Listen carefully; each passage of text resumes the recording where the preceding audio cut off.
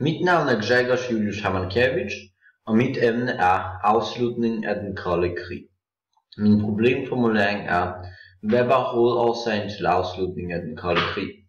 Mine problemstillinger er, den redegørende spørgsmål er, hvordan var den politiske situation i verden i perioden fra 1980 til 1991? Mit analyserende spørgsmål er, hvilke konkrete begivenheder havde påvirkning på afslutningen af den kolde krig? Og mit diskuterende spørgsmål er, hvad var de afgørende faktorer til afslutningen af den kolde krig? Besvarelse af problemstillingerne. Hvordan var den politiske situation i verden i perioden fra 1980 til 1991? Perioden fra 1980 kan kaldes den nye kolde krig.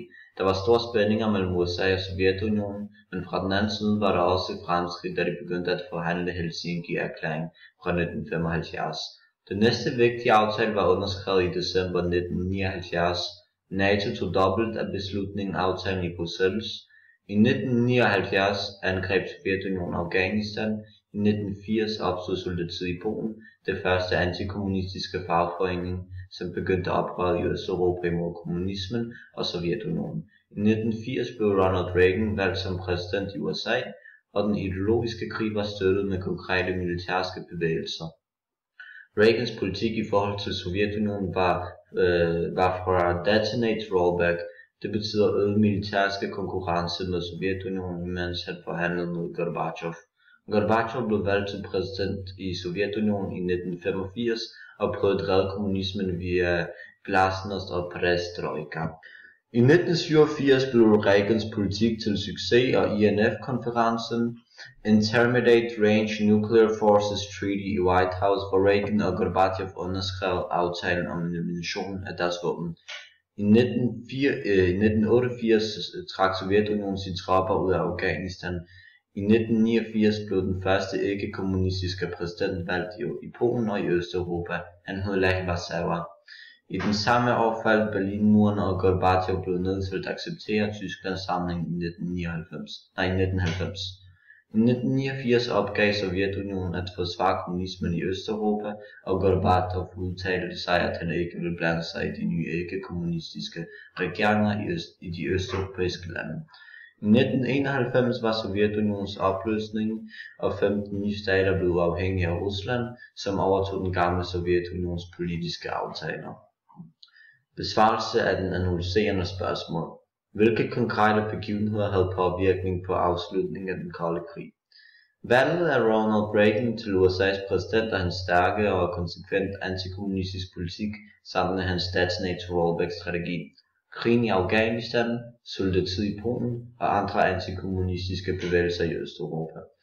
Brezhnevs død og udvalget af Gorbachev til præsident efter Andropovs og Tjernenkovs død, Gorbachev-reformer i Sovjetunionen, glasnost og perestrojka, IFN-aftalen i White House fra 1987 om reduktion af atomvåben, den berlinske murens fald i 1989, sammenbrud af Sovjetunionen i 1991. Besvarelsen til diskuterende spørgsmål. Hvad var de afgørende faktorer til afslutningen af den kolde krig? Jeg vil pege på 6 hovedafgørende faktorer. Nummer 1. Politik og strategi af Ronald Reagan. Nummer 2. Politik og strategi af Mikhail Gorbachev. Reformspolitik. Nummer 3. Krigen i Afghanistan. Nummer 4. Antikommunistiske bevægelser i Vesteuropa. Faldet af den berlinske mur og samling af Tyskland. Nummer 5. Fredsbevægelsen i Østeuropa, som begyndte sig fra Solidaritet i Polen. Nummer 6. Sovjetunionens sammenbrud i 1991. Jeg kan også diskutere lidt med Torben Peter Andersens konklusion, at sejr blev vundet uden et eneste skud fra historisk kernestof siden 187. Man kan sagtens være enig med professor Paul William om, at den kolde krig endte fredeligt, men det kostede mange menneskeliv.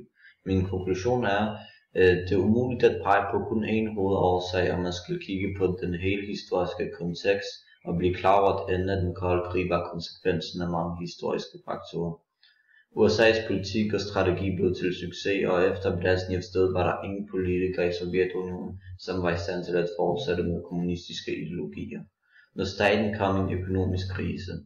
Gorbachev var også ikke i stand til at forhindre frihedsbevægelsen i Østeuropa.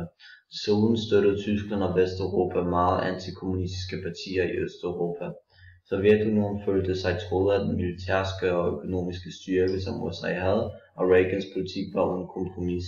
På den anden side blev Sovjetunionen økonomisk og militært svækket af krigen i Afghanistan, som også blev til en stor politisk fiasko for Sovjetunionen og øgede kritikken af kommunismen, totalitarisme og imperialisme i hele verden. Alle de faktorer burde være overvejet sammen og med en tæt sammenhæng, og sådan prøvede jeg at forstå denne betydningsfulde historiske begivenhed. Tak skal du have.